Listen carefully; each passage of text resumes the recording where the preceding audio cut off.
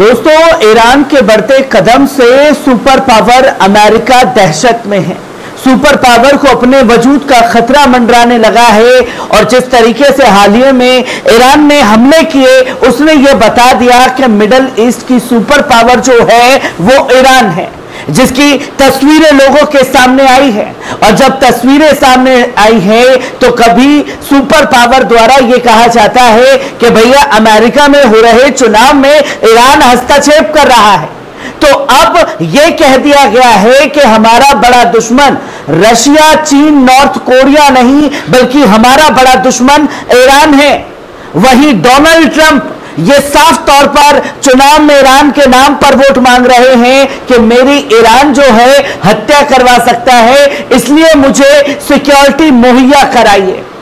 वहीं Joe Biden अमेरिकी राष्ट्रपति इजरायली प्रधानमंत्री से बात करते हैं और साफ तौर पर हमले के लिए ऑर्डर दे देते हैं कि आप ईरान के ऊपर हमला कीजिए।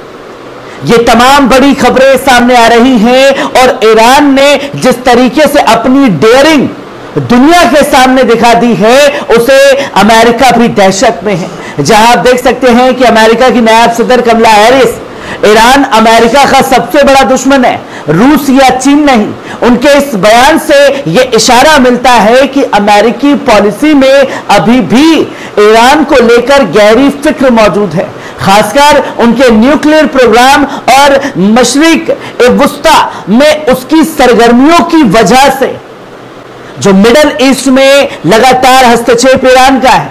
वहीं दूसरी तरफ आप देख सकते हैं कि अमेरिका की नायब सदर कमला हैरिस ने यहूदी वोटरों से हाई वोल्टेज के मौके पर प्री इलेक्शन कॉल में ईरान को न्यूक्लियर हथियार हासिल करने से रोकने का पक्का इरादा जताया है।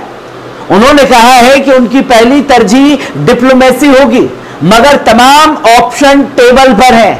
ये कॉल उन्होंने यौम किपुर से कुछ घंटे पहले हुई, जिसका मकसद उन्हें अपने सियासी हरीफ डोनाल्ड ट्रंप से ज्यादा सख्त और मजबूत खुद को दिखाना था, जिनके बारे में उन्होंने कहा कि वे अपने दौर ए सदारत में ईरान के मामले में नाकाम साबित हुए थे। उन्होंने यह भी कहा कि इसमें कोई गलती ना करें। सदर के तौर पर मैं अमेरिकी अफवाज और मफादात को ईरान और उसके हिमायती दहशतगर्दों से महफूज रखने के लिए जो भी जरूरी कार्रवाई होगी करने में कोई झिझक नहीं दिखाऊंगी और मैं कभी भी ईरान को न्यूक्लियर हथियार हासिल करने की इजाजत नहीं दूंगी। उन्होंने आगे कहा कि डिप्लोमेसी उनके लिए सबसे मुनासिब रास्ता है, मगर तमाम ऑप्शन टेबल पर है। यह जुमला सदर बराक ओबामा के दौर का है, जो उन्होंने 2015 में ईरान के साथ न्यूक्लियर मुआहदे के वक्त अक्सर इस्तेमाल किया है। सोचिए कि ईरान की ताकत कितनी बड़ी है दोस्तों। वहीं आप देख सकते हैं कि डोनाल्ड ट्रंप मुहिम में अपने इलेक्शन कैंपेन में आखिरी हफ्तों में उनके लिए मिलिट्री एयरक्राफ्ट की डिमांड कर रहा है। उनके घरों और जलसों पर परवाजी पाबंदियों को बढ़ाने की दरख्वास्त कर रहा है। साथ बैटल ग्राउंड स्टेट्स में बुलेट प्रूफ शीशे पहले से तैनात करने की गुजारिश और उनके सफर के लिए कई मिलिट्री व्हीकल्स मुहैया कराने का मुतालबा कर रहा है। जैसा कि वॉशिंगटन पोस्ट द्वारा देखे गए ईमेल्स और मामले से वाकिफ अफराद ने यह खुल करके बताया, ये दरख्वास्तें इंतहाई गैर मामूली और बेमिसाल हैं। हालिया तारीख में किसी भी उम्मीदवार ने इलेक्शन से पहले मिलिट्री प्लेन्स का इस्तेमाल नहीं किया हुआ है, लेकिन ये मुतालबे उस वक्त किए गए हैं जब डोनाल्ड ट्रंप के कैंपेन में मुशीरों और ब्रीफिंग्स मिली, जिनमें हुकूमत ने कहा कि ईरान अब भी ट्रंप को मारने की साजिश रच रहा है। जैसा कि इन ईमेल्स और वाकिफ लोगों ने बताया, उन्होंने नाजुक तबादला ख्यालात का हवाला देते हुए गुमनाम रहने की शर्त पर बात की। ट्रंप ने सलाहकार ड्रोन और मिसाइलों को लेकर फिक्रमंद हो गए हैं। लोगों के मुताबिक पिछले 2 हफ्तों में मुहिम मैनेजर सूजी वाइल्स, सरबराह रोनाल्ड एल रोवे जूनियर के दरमियान होने वाले ईमेल्स में वाइल्स ने सीक्रेट सर्विस से अपनी नाराजगी का इजहार किया और यह कहा कि हाल ही में कैंपेन को सीक्रेट सर्विस की कमी की वजह से आखिरी वक्त में एक पब्लिक इवेंट को रद्द करना पड़ा। इसकी वजह उन्होंने ट्रंप को एक छोटे से कमरे में सिर्फ रिपोर्ट्स के साथ रखा। वाइल्स ने यह कहा कि धमकियों की वजह से ट्रंप की कैंपेन की प्लानिंग में रुकावट आ रही है और कैंपेन के आखिरी हफ्तों में वो कहीं ज्यादा इवेंट्स करने की तवक्को रखते हैं। ट्रंप अपने आप को कमरे में कैद करके बैठा है। वहीं आप तीसरी तरफ देख सकते हैं कि 1 अक्टूबर को ईरान के हमले के जवाब में इजरायली पलटवार की तैयारी में है। इजरायल के प्रधानमंत्री बेंजामिन नेतन्याहू की कैबिनेट में इस बात पर वोटिंग हो गई कि ईरान पर किस तरह का हमला किया जाए। इससे पहले नेतन्याहू ने साफ तौर पर शाम को अमेरिकी सदर जो बाइडेन और नायाब सदर कमला हैरिस से फोन पर बात की, जो करीब 30 मिनट तक चली। अगस्त के बाद यह पहली बार था जब नेतन्याहू और बाइडेन के बीच फोन पर बातचीत हुई हो। रिपोर्ट्स के मुताबिक इस बातचीत में ईरान पर संभावित पलटवार पर तफसीली चर्चा हुई।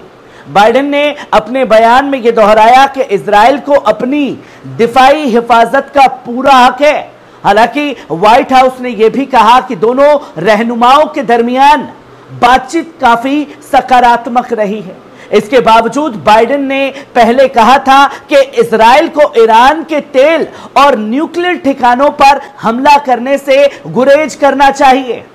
दूसरी तरफ इजराइल के वजीर दिफा योव गैलेंट ने ईरान पर अचानक से एक बड़ा हमला करने की धमकी दे दी है। उन्होंने इजराइल इंटेलिजेंस यूनिट से 9,900 से मुलाकात में कहा कि ईरान पर ऐसा हमला करो कि वे समझ ही ना पाए कि उसके साथ हुआ क्या है। वहीं हिजबुल्लाह के हालिया हमले में पहली बार इजरायली नागरिकों की मौत की खबरें आई। हिजबुल्लाह द्वारा दागे गए रॉकेट्स में क्रियात शुमोना इलाके में 2 इजरायली नागरिकों की जान चली गई है, जिसमें एक महिला और एक मर्द शामिल है, जिनकी उम्र तकरीबन 40 साल है। इजरायली डिफेंस फोर्सेस के मुताबिक हिजबुल्लाह ने इस इलाके में 20 से ज्यादा रॉकेट दागे थे। वहीं दूसरी तरफ लेबनान में इजरायली हमलों से हालात बेहद खराब हो चुके हैं। अब तक 2000 से ज्यादा लोगों की मौत हो चुकी है और 10,000 से ज्यादा लोग जख्मी हो चुके हैं। यह जानकारी लेबनान के वज़ारत सेहत ने दी है और इजराइल टाइम्स की रिपोर्ट्स के मुताबिक पिछले 10 दिनों में लेबनान पर 1100 से ज्यादा हवाई हमले किए गए हैं, जिससे हालात और ज्यादा संगीन हो गए हैं। तो आप ये साफ तौर पर देखा दोस्तों कि ईरान वाकई में सुपर पावर बन चुका है, क्योंकि अब जो डंका पीट रहे थे कि सुपर पावर हैं, उस सुपर पावर की हवा भी टाइट करने का काम ईरान द्वारा कर दिया गया है।